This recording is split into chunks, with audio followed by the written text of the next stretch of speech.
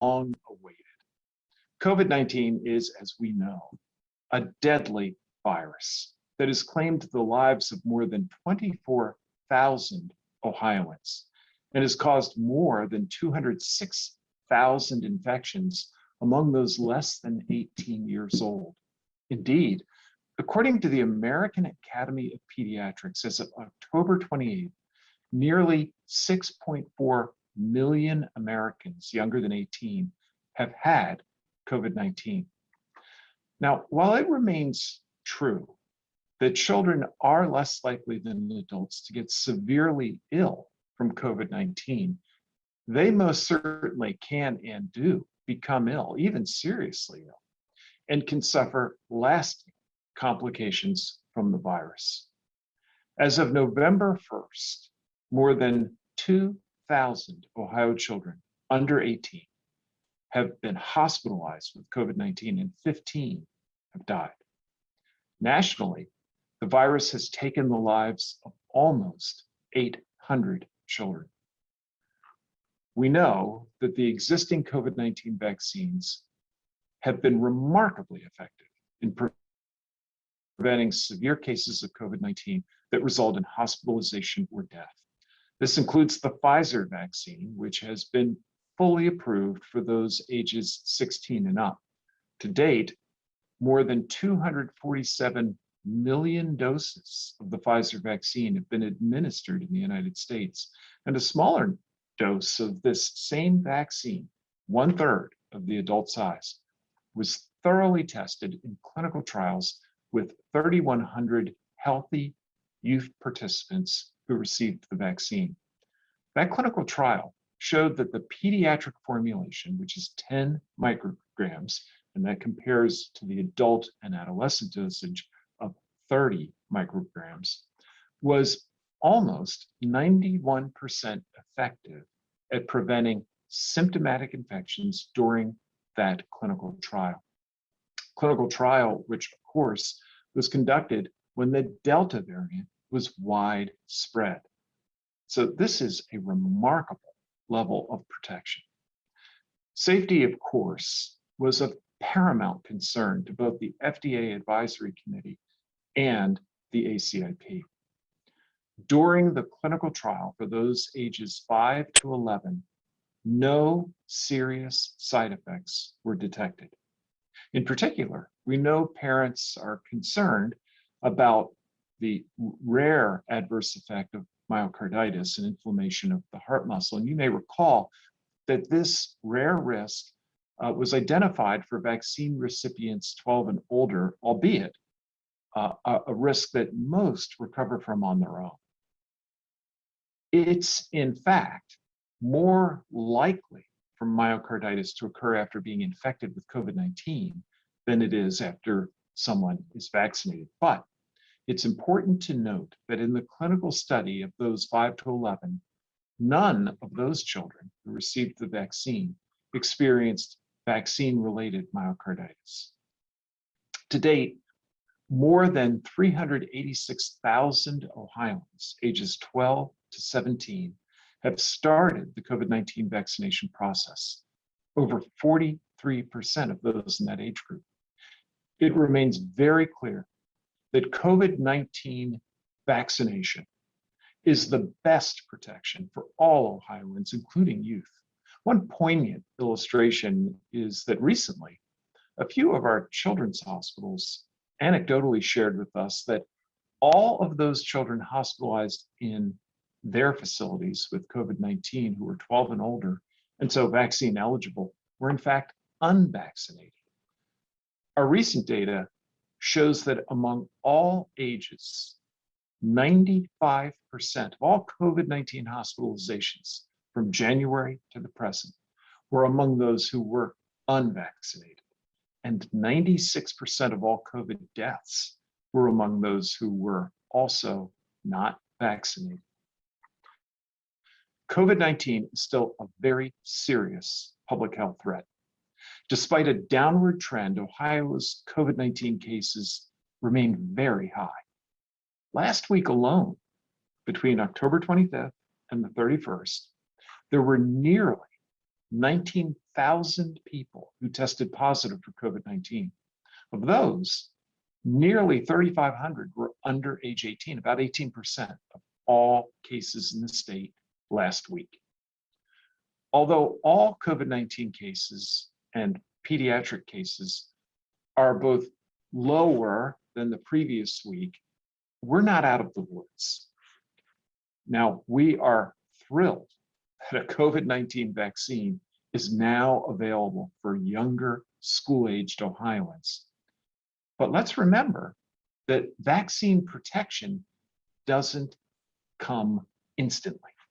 As we know, it takes about 5 weeks to achieve full protection. You get the first dose, that is followed by the second dose 3 weeks later, and then your body mounts maximum protection about 2 weeks after that, so a total of about 5 weeks. It's still incredibly important for students, parents, and schools, therefore, to be thinking about the importance of masking, as the vaccinated children will not be fully protected for some weeks to come. So, as parents and families think about important dates this winter and the holiday season, they should count backward to ensure their children are going to be protected. For example, if you count 5 weeks back from Christmas, a child who wants protection for the Christmas holidays should really have their first dose no later than November 20th. Until your child gains maximum protection from the vaccine, we continue to encourage students to wear masks in school as we await the rollout of this vaccine for our younger students. Now, over the last several weeks, we've been working closely with providers to prepare to distribute this very important vaccine, which will be available in all 88 of our counties. During the initial rollout of COVID-19 vaccines for those ages 5 to 11, a total of more than 367,000 doses are expected in Ohio.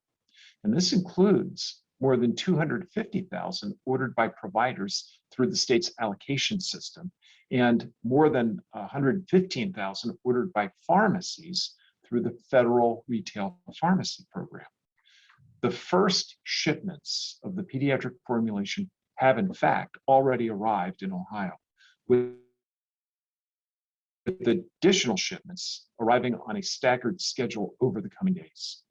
Ohioans will be able to make an appointment with many different types of providers, including local health departments, pediatricians, family physicians, community health centers, adult and children's hospitals, and of course, pharmacies. Ohioans are encouraged to call their provider for more information.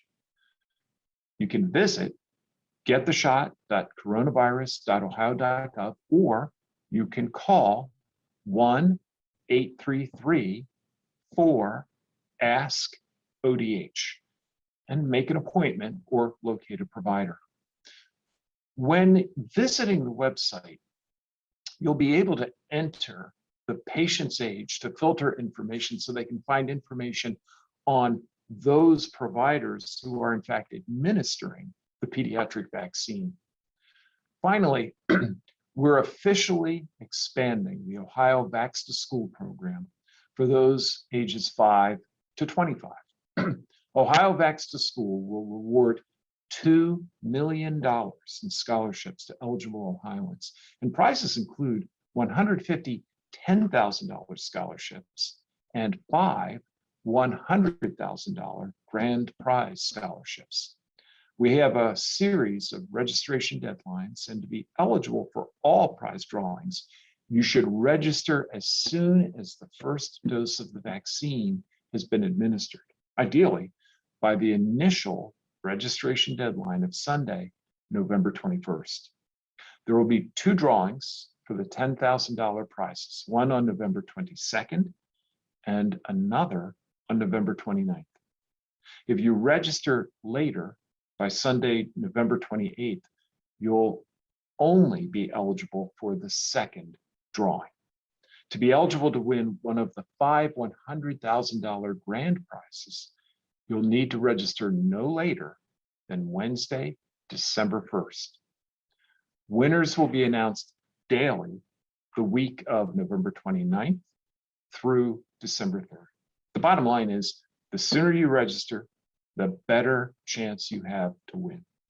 Ohioans ages 5 to 25 or their parents or guardians can enter online once they have received at least one dose of the COVID-19 vaccine.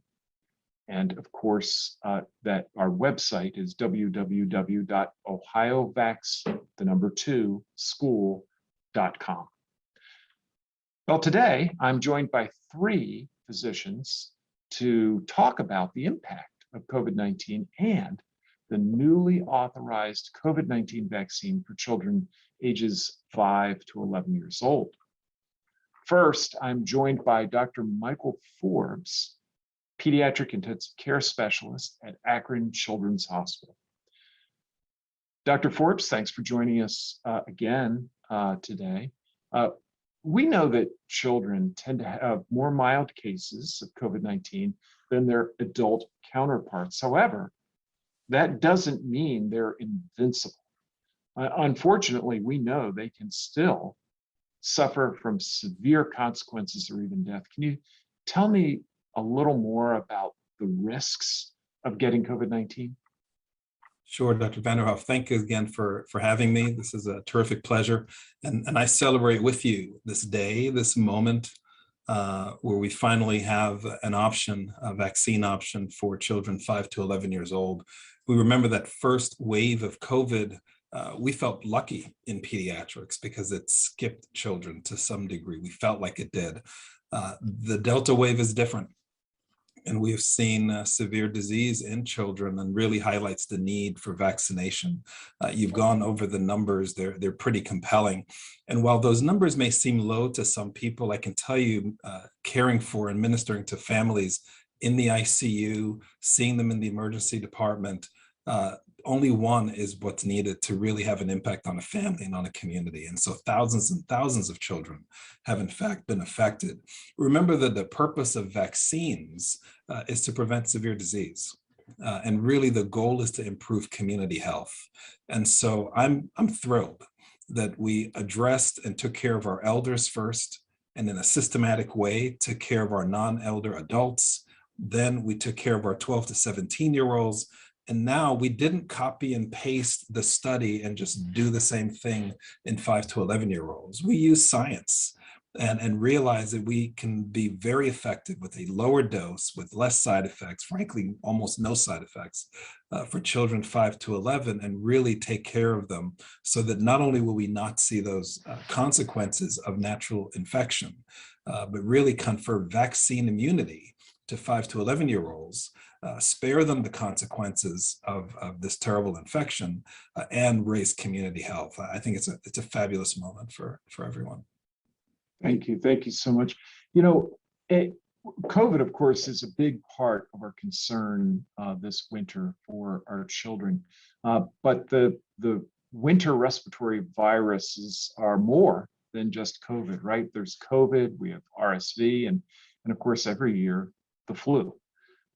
What advice can you offer families about how they can best protect their families from these winter respiratory illnesses? No, great question. You know, so we're anticipating RSV, flu, COVID, of course, rhinovirus, and all of the kind of the usual suspects of winter viruses that show up every year in a predictable way. COVID does change things. You know, I think that what we learned in 2020 is in the pre-vaccine era, we know what works. The toolkit works. There was a bit of controversy, of course, early on around masking. Does it work? Does it not work? At this stage of the game in November 2021, it's a no-brainer. It's a non-issue. Wear your mask when you're around other people. Get vaccinated now that we're in the vaccine era. Keep your distance. Keep your hands clean. Avoid large groups. So we know what works. And we now have a vaccine. And so again, I think this is just such a terrific time to be able to really kind of turn the corner on this pandemic and get a little more control over the spread. And so I'm looking forward to seeing the 5 to 11-year-olds get their vaccines. Yeah, and this well as a physician who practices in a children's hospital, that all along the picture has included real concern about what the overall impact of these respiratory viruses making children very, very sick might have on our hospital beds, and the ability of our hospitals to really have the room, really have the capability of caring for other illnesses as well, including simple things like a fracture from falling on the ice in the winter. Yep. Can you tell us a little bit more about why it's important for us to take common sense steps now so that we help alleviate the risk of severe pressure on our children's hospitals this winter? No, absolutely. Thank you for asking that. We've learned a lot from, again, 2020 and the value of the toolkit. What we're really talking about is community health. And our healthcare system is a shared community resource. And so our individual decisions have an impact on the availability of that shared community resource. We have some hard facts in healthcare these days. We lost over 500,000 healthcare workers in 2020. They didn't go from one hospital to the other. They left healthcare altogether. And so we have had to innovate throughout the country and certainly in our state, collaborating with our partners throughout the region to make sure we can still deliver high quality care. The way that we can continue to move in the right direction as a community to preserve and elevate community health is to make sure we're doing the things we know to do. I'm very aware of the fact that public health really starts with private choices. And so I really, really I can't beg anymore to really make the right choice when it comes to exercising all of the elements of the toolkit, right? Keeping your distance, washing your hands, getting vaccinated. And again, thank goodness we now have a vaccine for 5 to 11-year-olds that can really begin to contain the spread so that we can have capacity to do the things that a high quality healthcare system like ours in Ohio is capable of doing. And we're not overrun with preventable disease. Thank you so much. Thank you so much, Dr. Forbes. Next, I'm joined by Dr. Patty Manning-Courtney, pediatrician and chief of staff at Cincinnati's Children's Hospital Medical Center. Dr. Manning, the Gamble Center for Vaccine Research at Cincinnati Children's has in fact taken part in COVID-19 vaccine trials. And it's my understanding that more than 350 children have been a part of these trials. Can you tell us a little bit about what you've learned through this process, particularly in terms of the confidence that parents can have about vaccine safety and the effectiveness of the vaccine for this new age group, 5 to 11 years old? Thanks, Dr. Vanderhoff. And I just want to echo the enthusiasm and the celebration that we're feeling here in pediatrics and at Cincinnati Children's for the ability to vaccinate this age group now. We are very proud to have participated in these vaccine trials, and we're proud to have had children in our region and our own neighborhoods participate in these trials. And from those children and from these trials, we've learned that this vaccine is incredibly efficacious. It works. It is very effective at preventing disease, and COVID is now a vaccine preventable disease. The other thing we learned about the side effect profile, interestingly, is that the side effects are really quite similar to those that were reported in adults, but in children, they're actually less frequent and less severe. And I don't know if that means that children are more sturdy. I suspect that that could be the case, but children have tolerated this vaccine very well, and they have benefited. So it's safe, it's effective, and it's the right thing to do. Thank you very much. Now, we know that parents, when it comes to their children, are really only concerned about what's best for their children. And there can be concerns about something new, especially a vaccine. And I know I've heard parents express concern about longer term potential consequences. What about fertility for my child down the line? What about what I've heard about myocarditis and pericarditis? Can you speak to those concerns that parents may have as they're contemplating this newly approved vaccine for their children who are 5 to 11 years old? You know, I have great respect for the processes that families go through, parents go through when they make decisions on behalf of their children. They are the stewards of their children's health. And so, you know, we greatly appreciate the thought that they put into these serious decisions. And so it's with great confidence that I can say that some of the concerns that have been raised about vaccines, and I'll speak first to fertility. The short answer to that question is no, there's no impact from these vaccines on fertility. It's a sometimes an unsatisfying answer to give, because the seeds that were sown around this risk were based in some very incorrect science. And so to simply say it's wrong, that's not true, sometimes doesn't feel robust enough to some families. But physician after physician will tell you that's simply untrue. There's no evidence whatsoever that fertility is affected by these vaccines. The second issue, you already spoke to myocarditis. It was not seen in our cohort of vaccine trial participants, which was great. Even when it is seen, it's very mild, and it is 6 to 7 times more commonly seen when you get COVID. So if you're worried about myocarditis in your child, you don't want them to get COVID. And if you don't want them to get COVID, you want them to be vaccinated, and the risk of myocarditis is exceptionally low. And then the third item around long-term effects, we hear this a lot about this new vaccine and that there's not been enough time. But we know 2 things about long-term effects related to COVID and the COVID vaccine. We know that vaccine side effects happen within the first 6 weeks. We know this from the COVID vaccine being administered to billions of people worldwide now. And we know this from other vaccines, that vaccines don't live in your system long term. They go away, they do their job, they stimulate your immune system, and then they go away. We also know for certain, we've seen it directly, that children can have long-term side effects from COVID. So if you're worried as a parent about long-term side effects, you really should be concerned about the risk of COVID. Even mild COVID in a child has the risk of long-term side effects. The vaccine does not. The vaccine will prevent that risk of long-term side effects from COVID. Dr. Manning, I'd like you to elaborate a little bit further on that point that you're making, because it's one that I hear from caring parents all the time. And it's that, well, you know, my understanding is, doctor, that most children get a relatively mild case of COVID if they get COVID.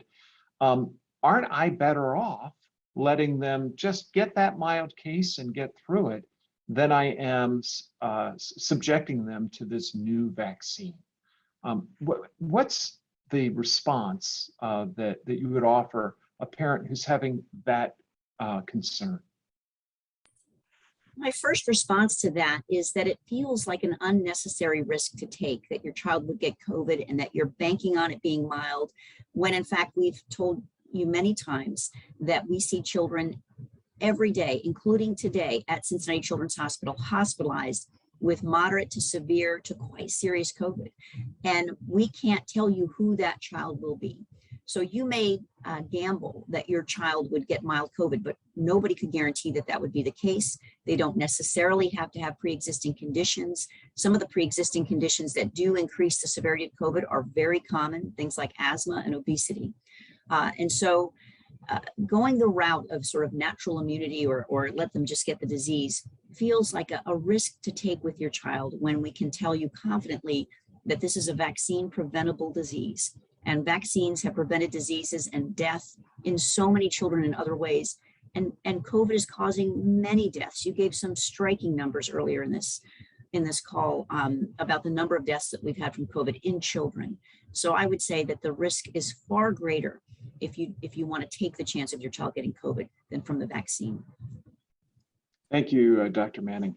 Well, finally, I'm joined by Dr. Michelle Dritz, a pediatrician at Cornerstone Pediatrics in Miamisburg, and a delegate at large to the American Academy of Pediatrics for the Ohio chapter. Dr. Dritz, we know and Dr. Manning just outlined this, that vaccines are an important part of keeping our children healthy, and that regular childhood immunizations, and I'd include the flu shot, can really make a difference in terms of saving lives and improving their health.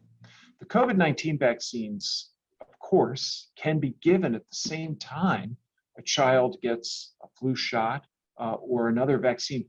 Can you share with parents a little bit about why it's important to not let our children get behind on their shots, why it's important to stay up to date with those shots, and maybe be thinking about that when they're thinking about getting the COVID vaccine for their child? Yes, thank you, Dr. Vanderhoff, for having me.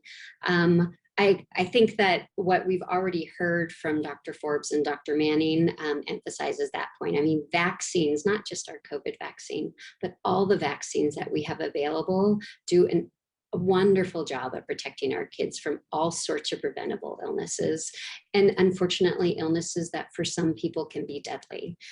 So the more that we can make sure that we're getting our kids vaccinated both against this preventable COVID infection, as well as for all the many other preventable infections that luckily we don't see as much today because of the effectiveness of vaccines, the better. And I think after coming out of and continuing to be in this pandemic now for almost 2 years, we've seen a really significant drop in children getting many of the normal preventable vaccines that they've been getting over the years. And so we're in catch-up mode when it comes to their typical childhood vaccines, as well as now moving into this next phase wonderfully of having something that helps us prevent the COVID infection.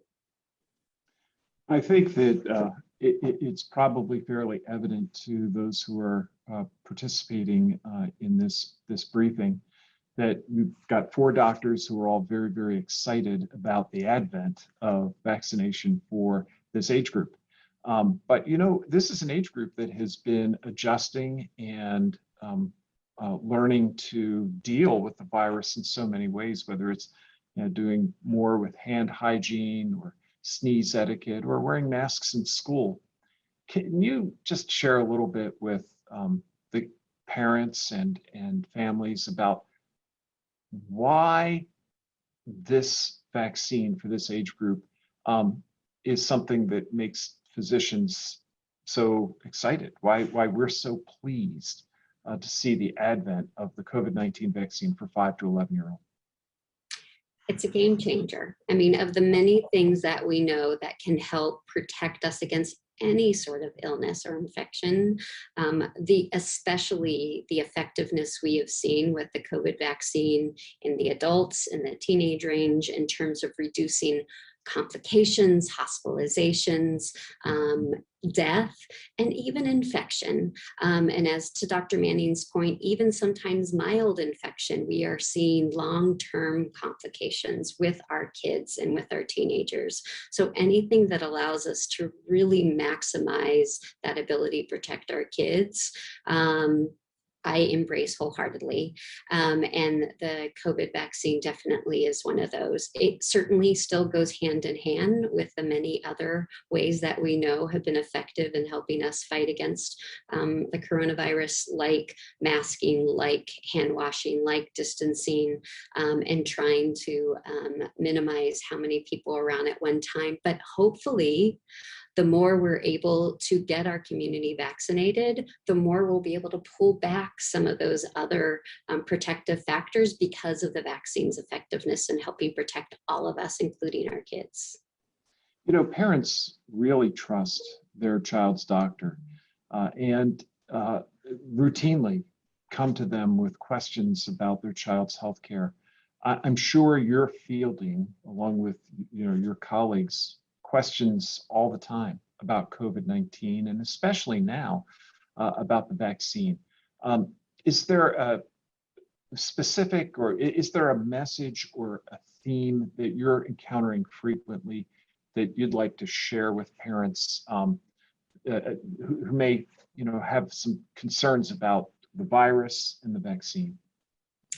Well, I mean, I just really start off that conversation asking them what questions they have. Because at the end of the day, and I tell this to my families and to all the parents and the teens and the kids that I see, I wouldn't recommend anything I wouldn't do for myself or for my own kids. And this is a vaccine that I've seen the research, I've watched the science, and I know it is both highly effective and safe. And that gives us just one more tool in our tool belt to help keep our children safe. And as parents, that's all we really want to do. Especially to Dr. Manning's point, if we're, as parents, if our goal is really to try to minimize the risks, to try to keep our kids as healthy and safe as possible, well, then we see now that the vaccine helps us do that much better. So please join me in getting our kids vaccinated. Thank you so much, Dr. Dritz. Well, we know without a doubt that vaccines really do save lives. They've protected us for years from diseases that thankfully are now incredibly rare. Diseases like polio, measles, and mumps. Now, the COVID-19 vaccines can help us better protect our school-aged children and prevent them from becoming seriously ill or bringing the virus home to younger siblings or even older family members. This is a crucial turning point that I think you're hearing, we believe, will allow us to come closer to the end of this pandemic. And now I think we're ready to take questions, Alicia. Thank you, Dr. Vanderhoff. Our first question today is from Joe Ingalls with Ohio Public Radio and Television. Hello, doctors. Thank you for doing this. My question is, since the updated guidance on quarantine last week, and now that the vaccine is coming out, we are starting to see public school districts that were mandating masks in classrooms, backing off of that and saying, hey, we don't need the mask mandate anymore because if someone is COVID exposed, the new quarantine guidance is that they have to wear a mask. Are you concerned that backing off of the mask now in these schools before the vaccine is able to take effect might actually cause more problems in the school district? And what are your thoughts about that? Well, I'll begin and then I'll certainly turn to my colleagues. Thank you for that very good question. I think the message that we're offering here is very clear. There's hope. We are seeing light at the end of a very long tunnel. And I think it's good that all of us are feeling upbeat and feeling that sense of hope. But the truth is, as I said earlier, we are not yet out of the woods. As we look at the cases of COVID-19 that are rising every day in every community across our state, they're still very, very high. Are they beginning to come down? Thankfully, they are. But they're still at very, very high levels, which means the risk of spread remains very, very high. And as I shared, it will be some time, even with robust uptake of the vaccine, before we have substantial numbers of our school-aged children who are fully vaccinated and therefore fully protected. So I think that we need to remember the common sense safety measures that all of us have spoken to, and I think especially Dr. Forbes spoke to, in terms of the importance of continuing to wear masks, wash our hands, avoid close contact with others when we can, and not lose sight of the fact that, yes, we're approaching the end of the tunnel, but there's still more of our journey in front of us. Let me turn to my colleagues. Maybe I'll begin with Dr. Forbes and just give them an opportunity to comment on this important question. Dr. Forbes? Sure, thank you, great question. You know, I think it gets back again to community health. And the way I look at the masking question in schools is why was the mandate there in the first place? And the mandate was there in my mind because the community prevalence was high. And so when community prevalence is lower, that's the threshold to consider the mask mandate or retracting the mask mandate. if the community prevalence is high, then you just have to wait. I think, again, I can emphasize what you just said, Dr. Vanderhoff. We're almost there. We had 37. I read about this and have talked about this before. We had 37 summers of polio before Jonas Salk in Pittsburgh came out with the vaccine and his team. And then Dr. Sabin in Cincinnati came out with another polio vaccine. 37 summers. We're almost 22 months into this. We can do this. I say just wait, give it a few more weeks, few more months till we have enough penetration of the 5 to 11 vaccine, and then we can see the numbers go down. And then, we can look around and maybe declare an all clear at some point. But that's the reason for the mandate in the first place, is that it's still in the air. You don't take it away because the numbers appear to go down for a moment. I'll turn to my other two colleagues. Anything that you'd like to add? If not, we'll move on to the next question. All right. I think we can move on. Our next question is from Max Philby with the Columbus Dispatch. Yeah, good morning, doctors. Given that this vaccine for 5 to 11-year-olds is shipping separately right now, I'm curious if you're anticipating any shortages or supply or logistics issues in the coming weeks for this vaccine. Thanks. So this is Bruce. I think I'll field that question primarily. The numbers I shared are really substantial numbers of vaccine that are coming into the state this week. We're looking at, when you put it all together, a number that's approaching 400,000 doses. That's for a population that's less than 1 million. I don't think supply is very likely to be our concern here. I think that there's going to be ample opportunity for people to get this vaccine in a timely way. Now, in the first days of the rollout, it's entirely possible that you may be seeking to get into one location or another and have some difficulty. But as we look at the first week or two, I think there is going to be a substantial and a very satisfactory supply here in the state. And Dr. Manning, I know, with your work and your institution's work around vaccine development, I don't know if you have anything you want to add to that. It's a fair question, because early on in the pandemic, there were, some fits and starts in some of the supply chains for vaccination, but we feel very confident now. We're in a very different place. Many of the clinics, including our own, have received our vaccines already. The state was really planning ahead this time and saying, hey, even before their approval, let's get things going. And so I think we're in really good shape. Thank you. Our final question that we have in the queue, I apologize, we actually have 2 more questions remaining. Our next question is from Mike McCarthy with WSYX WTTE. Good morning, doctors. Thank you very much for making yourselves available. If you'll allow me, I wanted to change the topic a bit, and I think this would be best addressed by Dr. Vanderhoff. The governor this morning, his office announced that he has been exposed to COVID-19 from 2 staffers. I understand that he is feeling okay, not symptomatic, and he's tested negative.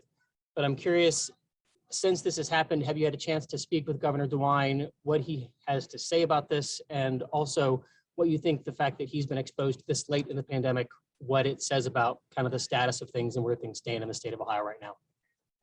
Well, thanks for that question. Yeah, I think that this is about one of the best illustrations that we could have of why the message that we as 4 doctors are sharing today remains so important. And that is, look, vaccination is very, very important.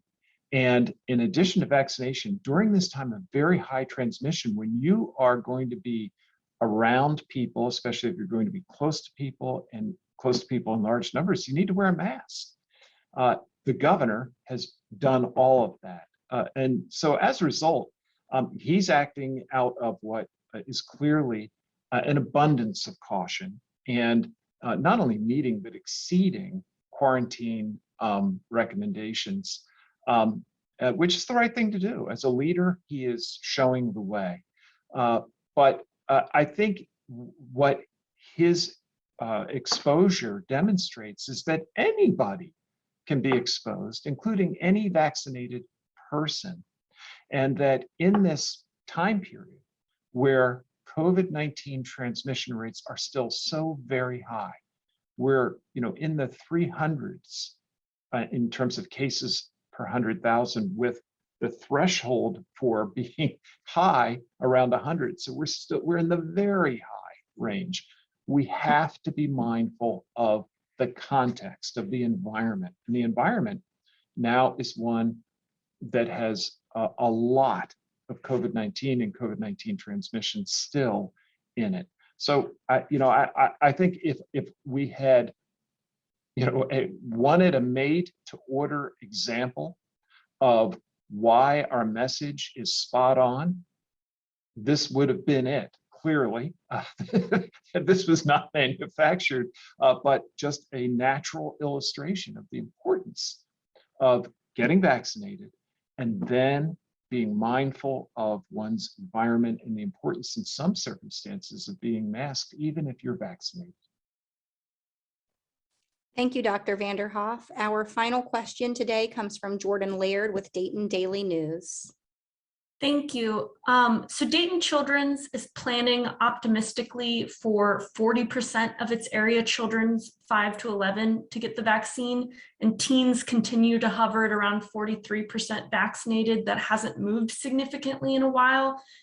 So people are wondering, can we reach herd immunity if only 40% of 5 to 11-year-olds get vaccinated? Can you give a sense of where we are on the path to herd immunity? Yeah, thanks for that question, and because I think it's a very, very important one. And it really speaks to the immunity that we are gaining as a state community against this terrible virus. First, we have to recognize that when we look at among eligible Ohioans who have received their first dose of the vaccine, so for everyone 12 years of age and older, as of this moment, we're very close to being at 65% of the population 12 and up who've gotten at least one dose of the vaccine. They're on the path. That's very encouraging. Now, layer on to that, when we look over the last couple months, it then becomes clear that despite the fact that for most of the people who are eligible and who are receiving the vaccine, vaccines have been available for quite some time, we're still seeing around 100,000 people a month come in and get the vaccine. Now, presumably, these are people who have been on the fence. These are people who've been reluctant to get vaccinated early on because they've had the opportunity, and yet they're continuing to make the decision, continuing to say, yeah, you know what, I think that is the right thing for me to do, which again is very encouraging. So we continue to see a steady stream of people receiving the vaccine in fairly substantial numbers. Now, as we layer on this next important age group, an age group who are out and about themselves a great deal because they go to school, it's further encouragement because if we are able to achieve substantial numbers of pediatric vaccinations, that's that much more of the population that is well protected and far less likely to spread the virus from one person to another. So overall, I'm very, very encouraged. We all, I think, as physicians would like to see the vaccination rates be as high as possible because we believe this is good medicine. We believe this is the right thing for the vast majority of patients. We really believe it's the safest path for the vast majority of patients. Let me just pause there, though, and give my colleagues a chance to add any comments they might wish to add. Doctor, if I can add to that, I think, both as a doctor and as a mom, one of the most heartbreaking effects that I've seen come with this pandemic and this infection has been kids and teens struggling with sadness and stress and anxiety and school upheaval and just hopelessness. So though we certainly recognize the importance of herd immunity to help broaden really the effectiveness of the vaccine in terms of our long-term protection of the community, even if individual vaccinations help get our kids back together with friends and family and loved ones, I think it's well worth it as well. Dr. Vanderhoff, that's such an excellent comment from Dr. Dredson. I just want to piggyback on that because we've all paid a price during this pandemic. But as pediatricians, I think we really recognize the unique price that children have paid. School has been disrupted, their activities have been disrupted. This is their formative, developmental phase of life. And some of them may only have memory of life during the pandemic. Vaccination is a community service, as Dr. Forbes has pointed out, that public health is impacted by personal choice. This is a child's opportunity to actually contribute to helping us move out of this pandemic. And I fully believe that children lead the way quite often and can help us lead our way out of this as well.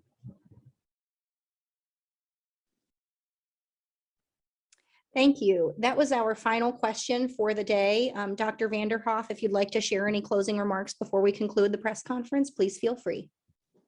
Thank you all again very much for taking time to join us for this briefing. And we are, again, very pleased with the ACIP and FDA Advisory Committee decisions regarding this new vaccine for this age group. And we look forward to seeing many of our children 5 to 11 years old gaining protection from COVID-19 through this vaccine. So thank you all very much.